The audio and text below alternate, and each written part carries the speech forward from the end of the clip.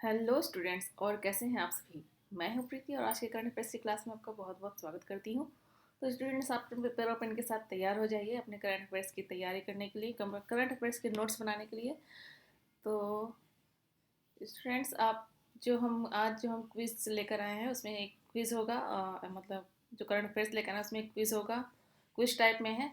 एक क्वेश्चन होंगे, उसके 4 ऑप्शंस होंगे। आप उस सही जो ऑप्शन लगता है उसके जवाब आपको कमेंट बॉक्स में लिखना है, हमारे साथ मैच करना है और देखना है कि आपके कितने जवाब सही आते हैं और आपकी कितनी तैयारी हुई है। तो स्टूडेंट्स, आप तैयार हो जाइए पेपर और पेन के साथ नोट्स बनाने के लिए। तो क्लास शुरू करने से पहले मैं आपको अनअकैडमी की कुछ प्रमोशन दिखा देती हूँ। तो चलिए देखते हैं।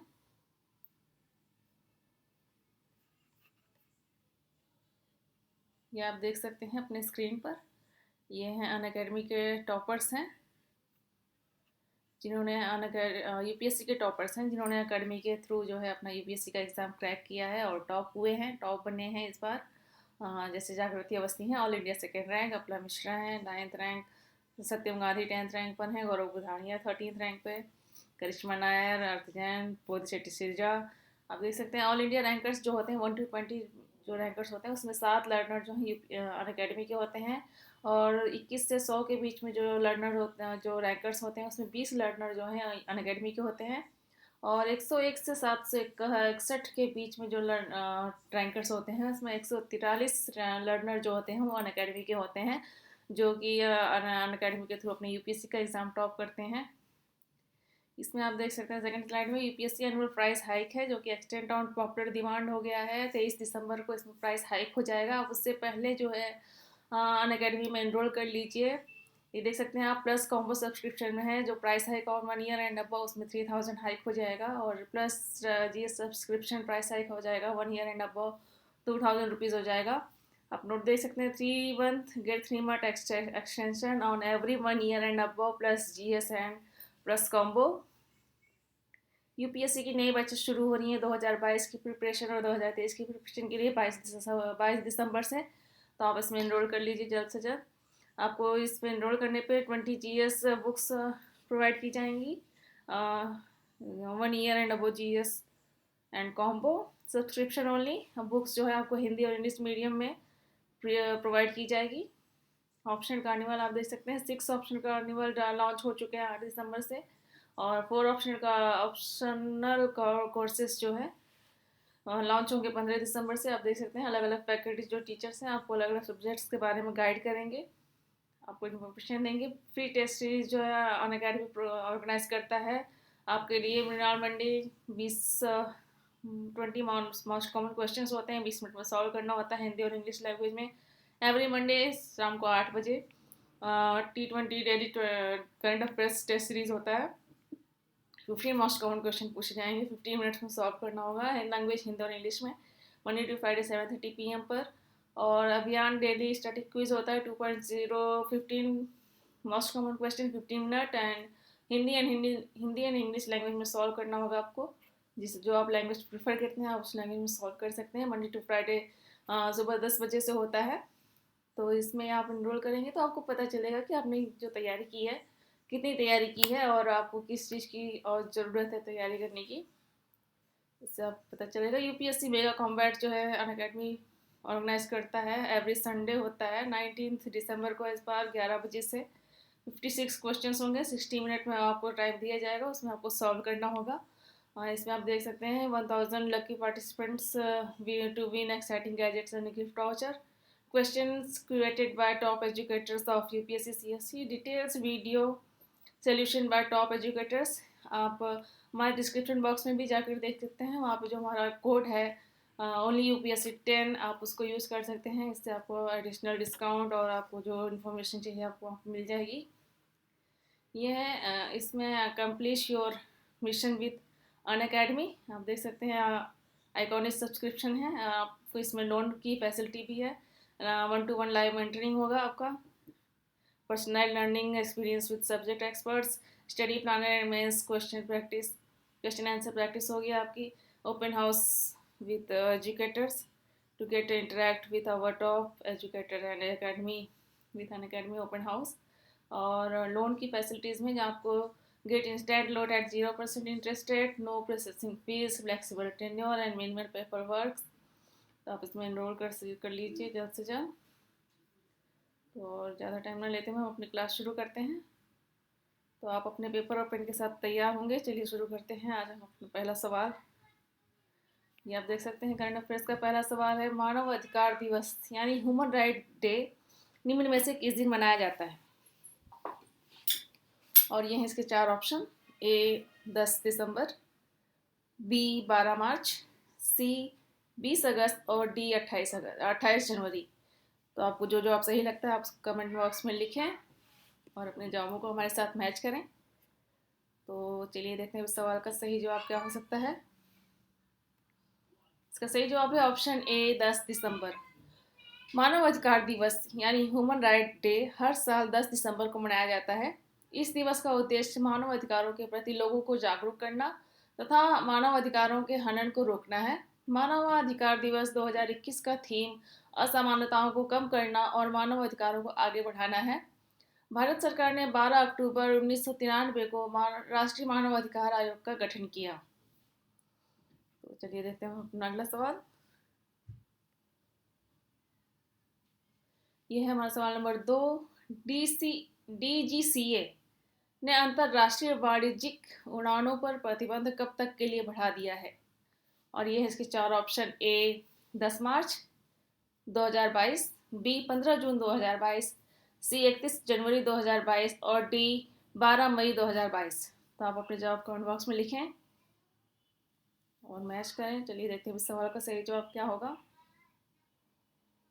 इसका सही जवाब है सी 31 जनवरी 2022।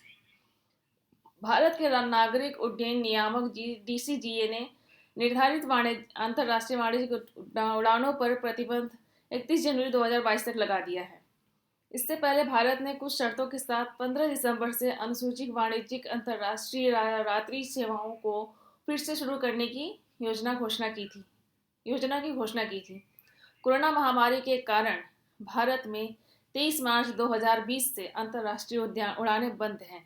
भारत ने अमेरिका, ब्रिटेन, संयुक्त अरब अमीरात, केन्या, भूटान और फ्रांस सहित 32 देशों के साथ एयर बबल समझौता किया है। तो चलिए अब देखते हैं हम अपना अगला सवाल। ये है हमारा सवाल नंबर 3।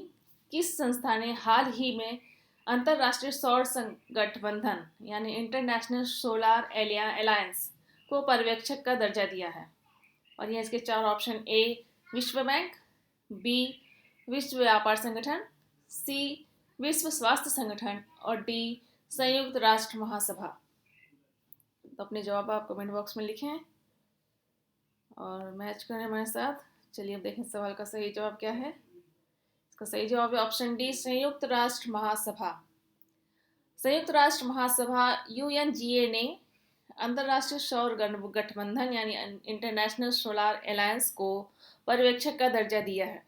अंतर्राष्ट्रीय सौर गठबंधन ISA की चौथी आम सभा इससे पहले अक्टूबर में आयोजित की गई थी। इसमें कुल 108 देशों ने हिस्सा लिया था। अंतर्राष्ट्रीय सौर गठबंधन इंटरनेशनल सोलार अलायंस संधि आधारित एक अंतर सरकारी संगठन है। इसका प्राथमिक कार्य वित्त पोषण एवं प्रौद्योगिकी की लागत को कम करके सौर विकास को उत्प्रेरित करना है। तो चलिए देखते हैं हम अपना अगला सवाल। ये हमारा सवाल नंबर 4 है। भारत और एशियन डेवलपमेंट बैंक ने हाल ही में भारत के किन दो राज्यों की परियोजनाओं के लिए समझौते किए हैं? तो इसके चार ऑप्शन इस तरह से हैं, ए उत्तराखंड और तमिलनाडु, बी मध्य प्रदेश और तमिलनाडु, सी केरल और तमिलनाडु और डी कर्नाटक और केरल। तो आप अपने जवाब कमेंट बॉक्स में लिखें और सही जवाब बताएं इसका क्या है। चलिए देखते हैं सवाल का सही जवाब क्या हो सकता है। इसका सही जवाब है ऑप्शन ए उत्तराखंड और तमिलनाडु। भारत सरकार ने उत्तराखंड और तमिलनाडु राज्य में विभिन्न परियोजनाओं के लिए 2 ऋण समझौतों पर हस्ताक्षर किए हैं। उत्तराखंड के देहरादून और नैनीताल में सुरक्षित और सस्ती पेयजल आपूर्ति के साथ साथ शहर भर में समावेशी स्वच्छता सेवाओं तक पहुंच में सुधार के लिए 125 मिलियन अमेरिकी डॉलर के ऋण समझौते पर हस्ताक्षर किए हैं।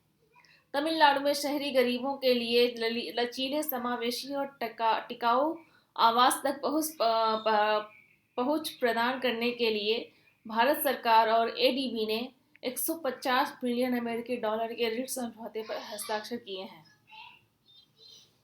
तो देखते हैं अब हम अपना अगला सवाल। सवाल नंबर 5 ये है, इंडियन कैबिनेट ने अभी हाल ही में केन बेतवा नदी लिंक परियोजना को मंजूरी दी है। इस परियोजना की कुल अनुमानित लागत कितनी है? और ये है इसके 4 ऑप्शन। ए 42,605 करोड़ रुपए, बी 45,605 करोड़ रुपए, सी 44,605 करोड़ रुपए और डी 44,000 करोड़ रुपए। तो आप अपने जवाब कमेंट बॉक्स में लिखें, आपको जो जवाब सही लगता हो। चलिए देखते हैं इस सवाल का सही जवाब क्या है। यह है इसका सही जवाब ऑप्शन सी 44,605 करोड़ रुपए। तो केंद्रीय मंत्रिमंडल ने 8 नवंबर 2021 को 44,605 करोड़ रुपए की केन बेतवा नदी लिंक परियोजना को मंजूरी दी है, जिसमें 10.62 लाख हेक्टेयर क्षेत्र में सिंचाई के साथ ही 62 लाख से अधिक लोगों को पीने का पानी मिलेगा। इस प्रमुख केंद्र संचालित नदी जोड़ने की परियोजना को लागू करने के ऐतिहासिक समझौते पर मार्च 2021 में केंद्रीय जल शक्ति मंत्री और मध्य प्रदेश और उत्तर प्रदेश के मुख्यमंत्रियों द्वारा हस्ताक्षर किए गए थे। यह समझौता नदियों को आपस में जोड़कर सूखाग्रस्त और पानी की कमी वाले क्षेत्रों में पानी की अधिकता क्षेत्रों से पानी ले जाने के लिए अंतर्राज्यीय सहयोग की शुरुआत करता है। चलिए अब हम देखते हैं अपना अगला सवाल। यह है हमारा सवाल नंबर 6। एशिया पावर इंडेक्स 2021 में भारत को निम्न में से कौन सा स्थान प्राप्त हुआ है? तो इसके 4 ऑप्शन इस तरह से हैं। ए चौथा, बी पहला, सी तीसरा और डी इनमें से कोई नहीं। तो अपने जवाब कमेंट बॉक्स में लिखें। चलिए देखते हैं इस सवाल का सही जवाब क्या हो सकता है। इसका सही जवाब है ऑप्शन ए चौथा। Loewi institute Asia power index 2021 ने एशिया के सबसे शक्तिशाली देशों की लिस्ट जारी की है, जिसमें उसने भारत को चौथे नंबर पर रखा है। रिपोर्ट ने भारत को एशिया के मध्य शक्ति के रूप में दर्शाया है। लोवी इंस्टीट्यूट ये रैंकिंग संसाधनों और प्रभाव के आधार पर करता है। लोवी इंस्टीट्यूट की रैंकिंग के आधार पर इस लिस्ट में सबसे टॉप पर अमेरिका है, वहीं दूसरे नंबर पर चीन है। इसके बाद जापान, भारत, रूस, ऑस्ट्रेलिया, दक्षिण कोरिया, सिंगापुर, इंडोनेशिया और थाईलैंड है। तो स्टूडेंट्स, हमारे आज की करंट अफेयर्स की क्लास यहीं पे समाप्त होती है। आपके कई सारे सवाल, हमारे जो सवाल जो आज के थे उसमें आपके कई जवाब सही आए होंगे, मैं ऐसा आशा करती हूँ। और आप इसी तरह से अपने करंट अफेयर्स की और यूपीएससी की तैयारी करते रहें। हमारे वीडियो को लाइक शेयर करें, अपने सवालों को कमेंट बॉक्स में रखें जिसका हम जवाब देंगे। और आपको यूपीएससी की तैयारी के लिए ऑल द बेस्ट। धन्यवाद।